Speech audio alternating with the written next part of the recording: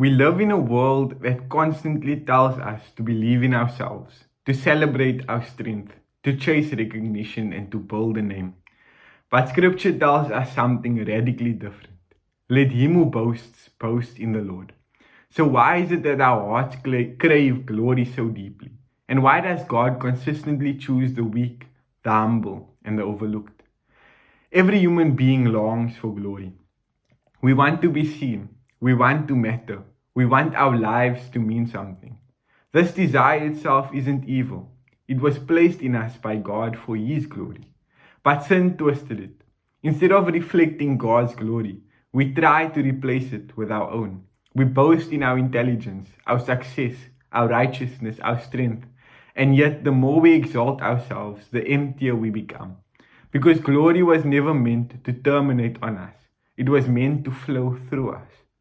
God, in His perfect wisdom, designed the world in a way that exposes pride. Scripture says God opposes the proud, not because He's harsh, but because pride blinds us from the truth. God's plan has always been clear that no human being may boast in His presence. Not the powerful, not the wise, not the impressive. Because if salvation depended on strength, only the strong would survive. If it depended on wisdom, only the brilliant would be saved. But God's will is that He alone is glorified. Look at how God works. He chose a shepherd to defeat a giant. He chose fishermen to proclaim the gospel. He chose a cross, the symbol of shame, to reveal His glory. The world magnifies the proud and the great, but God magnifies the humble and the weak. Why? So that when transformation happens, when lives are changed, when salvation breaks through darkness, no one can say, I did this. Only God can be seen at work. Our weakness is not a liability. It is the stage upon which God displays His power.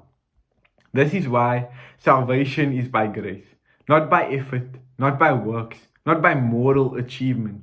Grace strips us of boasting. At the foot of the cross, the strong and the weak stand on equal ground. We bring nothing and we receive everything. Christ took our sin. Christ bore our shame. Christ carried the weight we could never lift, so that our only boast would be this: Jesus Christ and Him crucified. So don't boast in yourself. Don't take pride in yourself, but boast in the Lord.